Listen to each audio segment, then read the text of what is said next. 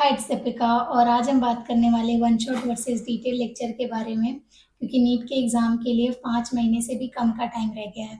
और जितने भी ऐसे स्टूडेंट्स हैं ना इस टाइम जो 20-30% सिलेबस पे अटके हैं, उनका सबसे ज़्यादा ये डाउट रहता है कि क्या हमें वन शॉट देखना चाहिए इनफ है या फिर हमें डिटेल लेक्चर की तरफ जाना चाहिए। तो देखो टाइम बहुत कम रह गया और अगर तुम इस वक्त से जो है अभी से जो तुम पूरा डिटेल लेक्चर की तरफ जाओगे तो तुम एग्जाम के लास्ट डे तक भी सिलेबस कंप्लीट करते ही रह जाओगे और सिलेबस कंप्लीशन से सिलेक्शन नहीं होता है। ठीक है। तो अगर तुम 20-30% भी तुम्हारा कंप्लीट है, तुमने उतना किया हुआ है और जीरो लेवल पे हो तब तो छोड़ दो, बुरा लगेगा बट नेक्स्ट ईयर के लिए प्रिपरेशन करना। अभी तक क्या कर रहे थे? आपको लोग बहुत ऐसे वीडियोस मिल जाएंगे कि अभी भी तुम जीरो लेवल पे हो तो तुम कर सकते हो। यस मे बी तुमको प्राइवेट कॉलेज मिल जाए बट एक अच्छा गवर्नमेंट कॉलेज मिलेगा?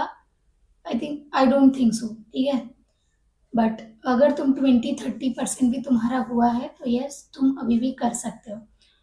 तो कैसे कर सकते हो? इसके लिए जो तुम्हारा 70%, 65%, 75% चलो मान लो जो सिलेबस पेंडिंग है फिजिक्स केमिस्ट्री एंड बायोलॉजी में, उसका लिस्ट बनाओ। ठीक है। उसमें से दो दो कॉलम बनाओ फिजिक्स केमिस्ट्री बायोलॉजी तीनों के लिए। एक कॉलम में उन चैप्टर को डालो जो हाईली कॉन्सेप्चुअल चैप्टर है, जैसे सेल को ले लो, बायोलॉजी को, इकोलॉजी वाले यूनिट को ले लो, ऐसे ह्यूमन हेल्थ एंड डिजीज वाले चैप्टर को ले लो, ऑल तो वो डेटा बेस्ड है बट स्टिल जेनेटिक्स को ले लो। ठीक है। जेनेटिक्स एंड इवोल्यूशन वाले को यूनिट को ले लो। ये जो कॉन्सेप्चुअल चैप्टर है, ठीक है, और हाई वेटेज है इनकी। ठीक है। तो इनको एक कॉलम में डालो, दूसरे कॉलम में उन चैप्टर को डालो जो लो वेटेज है, लेस कॉन्सेप्चुअल है, डेटाबेस चैप्टर है, उनको डालो। तीनों सब्जेक्ट के लिए ऐसे करो। अब जो लो वेटेज वाले हैं, लेस कॉन्सेप्चुअल डेटाबेस वाले चैप्टर है, उनको वन शॉट से करो। और जो हाईली कॉन्सेप्चुअल वाले चैप्टर है उनको वन शॉट देखने की गलती मत करो, आप क्वेश्चन सॉल्व नहीं कर पाओगे। ठीक है। और फिर आपका टाइम ही वेस्ट होगा क्योंकि जो डिटेल वन शॉट होते हैं वो भी 7-8 घंटे के होते ही है। तो 5-6 घंटे और दे तो डिटेल लेक्चर से कर लो, तुम्हारा अच्छे से वो चैप्टर हो जाएगा। एटलीस्ट अगर 5-6 क्वेश्चन आ रहे तो तुम्हारे होंगे तो, क्योंकि वन शॉट से सिलेक्शन होता है तो लोग पागल नहीं है जो डिटेल लेक्चर के लिए जो है और इसके लिए कोटा जाते लाखों की फीस पे करते। ठीक है। तो अब तुमने जो है वो वाले चैप्टर जो वन शॉट से कर लिए, उसके बाद देखो क्वेश्चन प्रैक्टिस और रिवीजन ज़्यादा इम्पोर्टेंट है रादर आपका सिलेबस कंप्लीशन से, वो भी इम्पोर्टेंट है। तो ये आप कंप्लीट करने के बाद जो कॉन्सेप्चुअल चैप्टर है उनको डिटेल लेक्चर से देखो और जो लेस कॉन्सेप्चुअल है, डेटा बेस्ड है, उनको वन शॉट से देखो।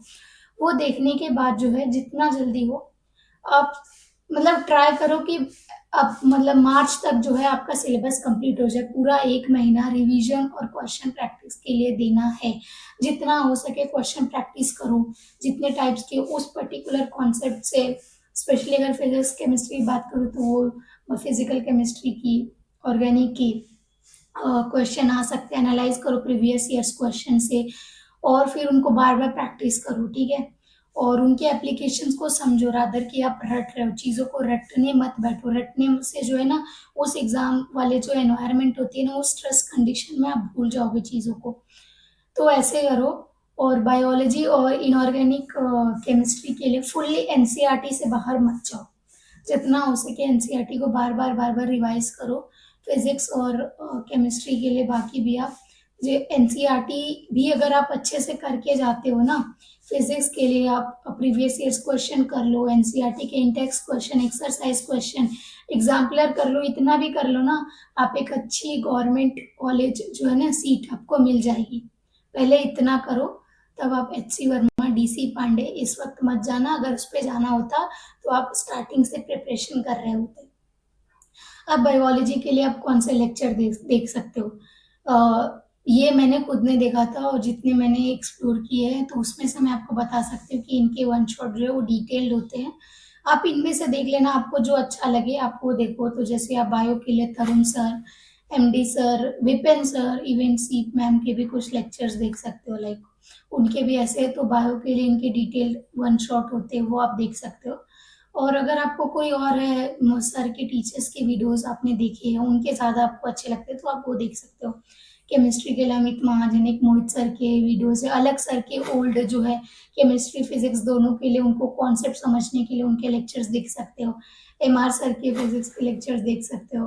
फिज़िक्स गैलेक्सी करके एक लेक्चर चैनल है, उस पे जाके भी आप देखोगे तो उन्होंने भी बहुत अच्छे से कॉन्सेप्ट वाइज़ जो है वो चीज़ों को एक्सप्लेन किया है। तो आप देख सकते हो, एक दिन दो, मतलब ये नहीं कि रोज आप हर दूसरे दिन जो है आप यूट्यूब पे वीडियो सर्च करते बैठ लो, नहीं। एक दिन दो, चारों सब्जेक्ट के लिस्ट बनाओ और फिर जो यूट्यूब पे जाके लेक्चर सर्च कर लो, देख लो आपके कौन से टीचर्स के लेक्चर आपको जम रहे हैं, आपको अच्छे लग रहे हैं, आपको समझ में आ रही चीजें, नोट डाउन कर लो और फिर नेक्स्ट 5 मंथ्स वही फॉलो करो, ठीक है। और क्योंकि अगर आप बार बार ऐसे यूट्यूब वीडियोस देखोगे ना, यार लिटरली लाइक मैं बोलती हूँ, जो वीडियोस लोग बनाते हैं वो थोड़ा भी सोचते हैं कि सिर्फ व्यूज के लिए बना देते हैं। लाइक आपको 2 महीने पहले भी वीडियोस मिल जाएंगी कि यार अगर still if you are at zero level तुम अभी भी नीट क्लियर कर सकते हो। खाने का काम है क्या? 2 हफ्ते पहले भी कुछ लोग तो वीडियो बना के डाल देते हैं कि still you can crack NEET. मतलब अगर 2 हफ्ते 2 महीने में ही क्लियर हो जाता तो क्या वो लोग पागल है जो साल के स्टार्टिंग से प्रिपरेशन कर रहे हैं? नहीं ना।